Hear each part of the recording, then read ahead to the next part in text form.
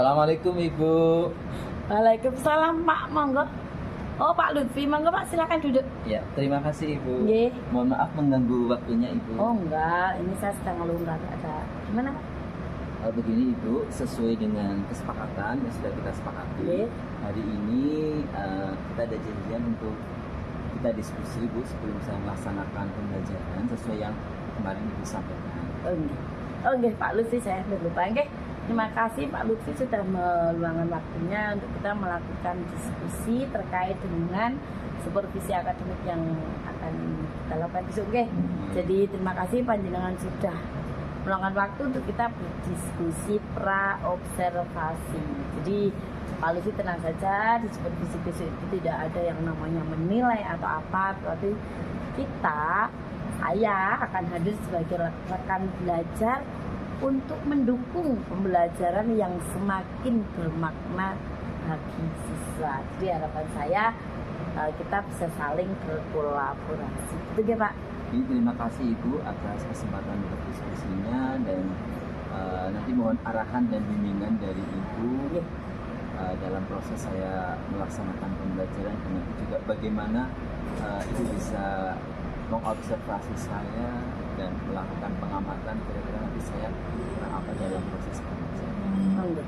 Jadi harapannya nanti Bapak bisa menyajikan pembelajaran yang bermakna, kemudian mendalam dan juga menggembirakan. Juga kesadaran ya Bu. Iya betul Pak, ya betul sekali. Jadi sebelumnya benar ya Pak, ini saya ada kerjaan sambil saya geser. Oke.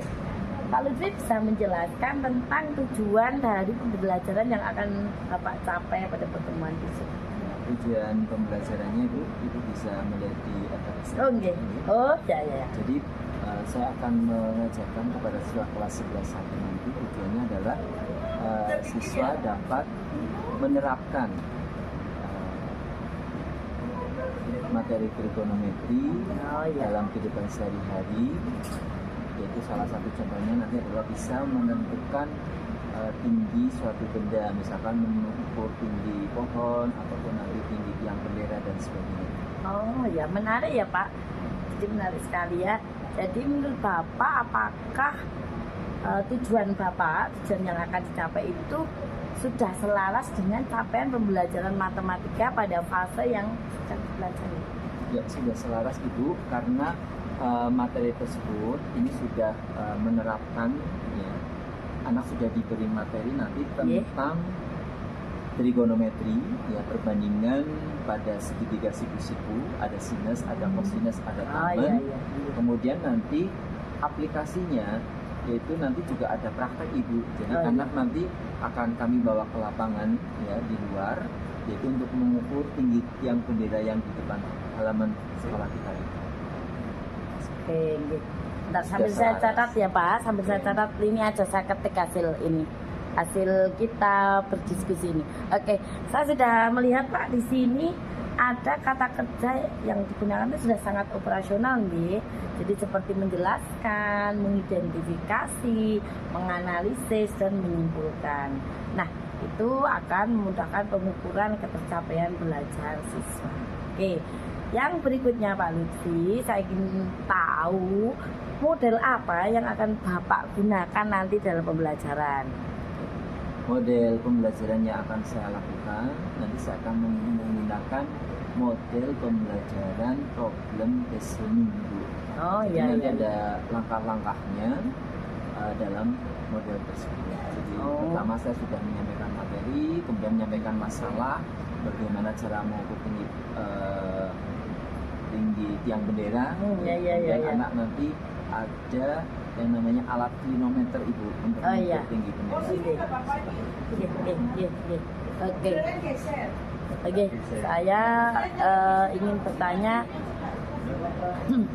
bagaimana aktivitas pembelajaran tersebut menurut Bapak itu aktivitas yang bagaimana yang membantu siswa itu mencapai tujuan yang telah ditetapkan di Pak Lutfi. Sampai saya catat ya Pak. Ya, karena ini adalah modelnya problem based learning Ibu. Jadi saya awali dengan fenomena dalam kehidupan sehari-hari. Ya, contohnya tadi bagaimana sih kita mengukur tinggi pohon atau tiang bendera, kan tidak harus memanjat atau menaiki pohon Iya, itu iya, ya, Bu. ternyata ya bisa seperti dihitung ya, Pak, itu, ya. Jadi anak nanti bisa menerapkan, oh ternyata dengan kita mempelajari materi sinus dan kosinus, oh nanti anak bisa menentukan berapa tinggi pohon itu. Oh iya iya iya. Luar biasa ya, Pak. Sambil Ternyata nanti bisa menerapkan alatnya itu yang namanya iya. grenometer tadi. Oke. Iya. Ini luar biasa ya, Pak. Ternyata bisa yang ukur tinggi pohon tanpa harus memanjat gitu terus kasih meteran. Oke. Menurut Bapak, pada bagian mana siswa itu memperoleh pengalaman belajar yang bermakna? Artinya ketika yang bagaimana? Yaitu ketika melakukan pengukuran tinggi pohon tadi itu, karena ada langkah-langkahnya di mana nanti anak menggunakan alat klimameter, kemudian juga ada rollmeter di situ, kemudian anak mengukur sudut elevasinya. Iya. Nah, di situ kadang ada anak yang kadang mengalami kesulitan saat menggunakan kilometer karena nanti kan harus mengukur sudut elevasinya itu, berapa sudut elevasinya. Nah, mungkin itu bisa jadi menyebabkan anak kadang salah dalam melihat taksir gitu ya, sehingga nanti mungkin hasilnya tidak sesuai dengan yang diharapkan. Kemudian saya juga ingin apa istilahnya fokus nanti pada proses apa ya saat mencari data ya, strategi mereka, kerjasama, kolaborasinya, nanti saya juga akan menilai apakah anak saling bekerjasama atau tidak dalam satu kelompok. Oke. Ya, oke, luar biasa ya Pak. Ternyata pembelajaran itu bisa dihubungkan dengan kenyataannya, dengan fakta yang di lapangan gitu. Dan yang ingin saya tanyakan lagi nih Pak, bagaimana unsur berkesadaran dan refleksi itu? Oke, sebelum berkesadaran ya, 3 pembelajaran tadi kan menggembirakan, bermakna dan berkesadaran ya. Nah, yang saya tanyakan dulu nih, bagaimana pembelajaran itu berlangsung menggembirakan dan membuat siswa terlibat aktif? Untuk yang menggembirakan itu nanti anak saat sudah bisa menentukan tinggi pohon itu akan muncul rasa wow gitu ya, ternyata aku bisa menentukan nih tinggi pohon kita nggak perlu manjat nih. Oke. Itu mengembirakan. Belajar lagi mungkin dengan matematikanya di matematika ini. Oke, sekarang kalau menurut jenengan bagaimana tentang unsur kesadarannya? Nah, tadi kan udah bermakna udah nih membedakan ini. Nah, sekarang ke kesadaran dan refleksinya itu bagaimana? Kalau di unsur kesadarannya tentunya di sini adalah saya ingin melihat anak itu sudah tahu tujuan pembelajarannya jadi sehingga mereka itu akan aktif dalam proses pembelajarannya. Makanya nanti kan saya akan menilai bagaimana keterlibatan mereka dalam proses diskusi nanti. Ya kan setelah mengukur, nanti diskusi, kemudian juga nanti akan mempresentasikan kepada teman-teman yang lain. Ini sudah tertulis jelas yaitu jenengan nggih Pak nggih. Nah, sekarang terus asesmen yang akan Bapak gunakan itu apa? Yang bagaimana begitu menurut saya? Asesmennya nanti saya sudah menyiapkan soal itu di aplikasi yang lain. Nanti sudah berbasis IT, jadi anak tinggal scan saja, kemudian nanti akan muncul soalnya. Gitu. Kurang waktu, nanti waktunya hanya 10 menit Ibu untuk menyelesaikan soal tersebut di akhir pembelajaran. Oke, luar biasa nggih. Gabung dengan kemampuan memakai IT juga nggih. Oke. Kemudian menurut jenengan nih, apakah asesmen tersebut dapat mengukur tujuan pembelajaran yang telah dirumuskan? Ya, saya sudah menyusun Ibu, saya sudah sesuaikan dengan tujuan pembelajarannya. Jadi nanti siswa itu dapat menggunakan perbandingan trigonometri dalam siku-siku untuk menerapkan dalam kehidupan sehari-hari. Salah satunya nanti adalah untuk bisa mengukur tinggi pohon ataupun tinggi bangunan gedung tanpa harus anak itu memanjat ke gedung itu. Oh iya, luar biasa. Sambil saya ketik ya Pak, maaf ya ini daripada saya nulis. Oke, selanjutkan. Agar observasi kita itu lebih terarah, fokus apa yang akan jadikan Bapak atau fokus apa yang ingin Bapak dapatkan sebagai umpan balik dari saya, apa ya sih fokusnya gitu? Jadi fokus observasi kita nanti adalah bagaimana strategi pembelajaran yang mampu meningkatkan keterlibatan siswa, kolaborasi dalam kelompok, serta pengalaman belajar yang bermakna itu. Oh, gitu ya. Sebentar, saya ketik. Oke, betul gitu. Jadi saya oke. Nanti saya akan mengamati ke situ nggih, Pak. Oke, Pak Lutfi. Setelah bincang-bincang kita, saya mengucapkan terima kasih. Saya melihat ini Pak di pembelajaran, rencana pembelajaran yang sudah mengarah ke pembelajaran mendalam. Jadi nanti saya saat observasi, saya akan lebih fokus pada mengamati bagaimana pelibatan siswa ya tadi ya, pelibatan siswa, keaktifan siswa, kolaborasinya, betul nggih? Jadi itu yang akan saya fokuskan. Terima kasih Ibu, saya siap melaksanakan pembelajaran dan terbuka terhadap masukan yang tadi Ibu berikan. Ya Pak Lutfi, itu saja. Terima kasih. Semoga pembelajaran nanti berjalan dengan lancar. Tolong persiapkan baik-baik untuk memberikan pengalaman belajar yang bermakna bagi siswa. Terima kasih ya Pak. Sami-sami Ibu. Saya bisa melanjutkan tugasnya karena ada jam di kelas. Monggo Pak. Terima kasih. Terima kasih. Sampai ketemu lagi Ibu. Assalamualaikum. Waalaikumsalam warahmatullahi wabarakatuh.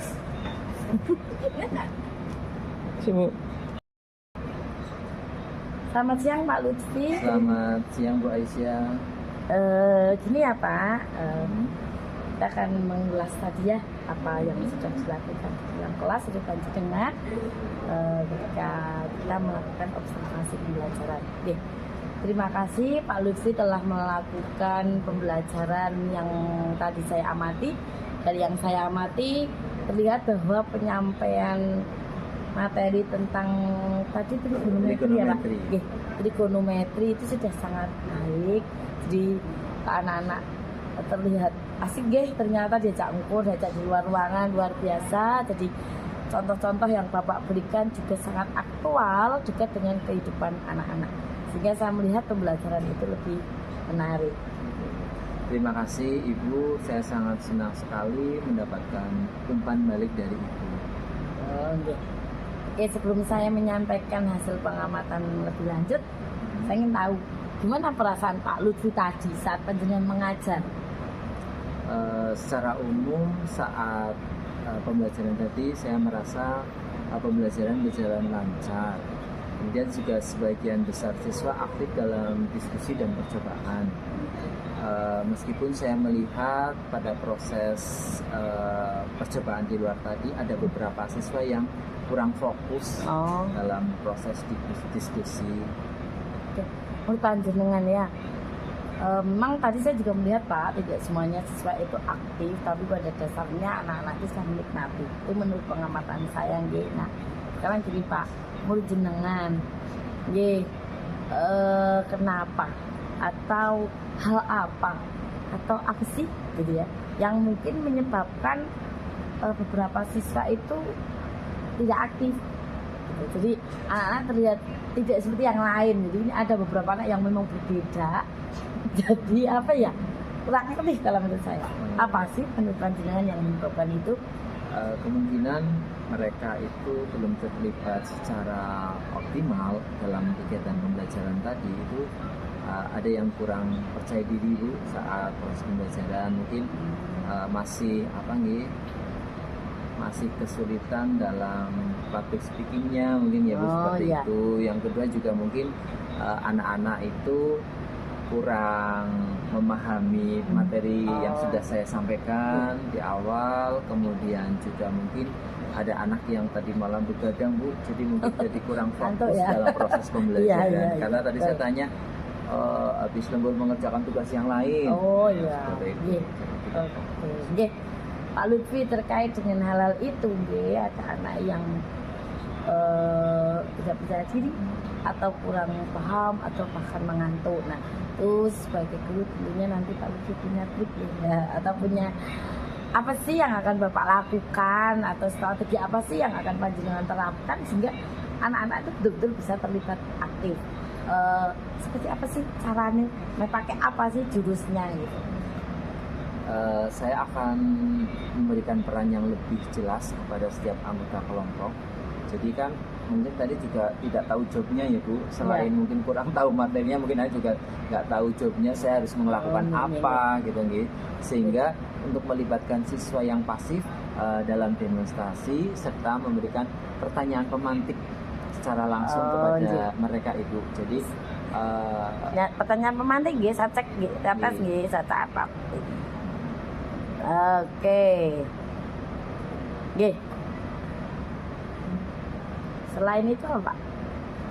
Selain itu saya juga akan memberikan motivasi Ibu kepada mereka.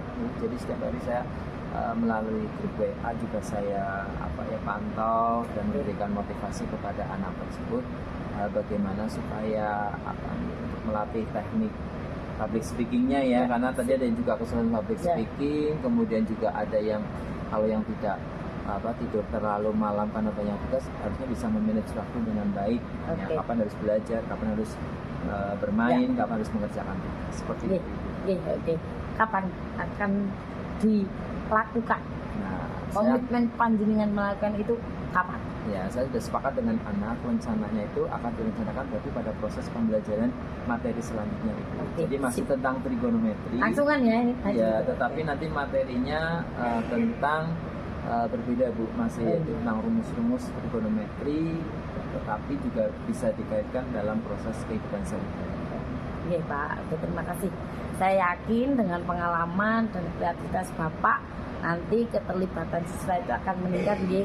Jadi terima kasih Pak Lutfi atas refleksi dan komitmennya.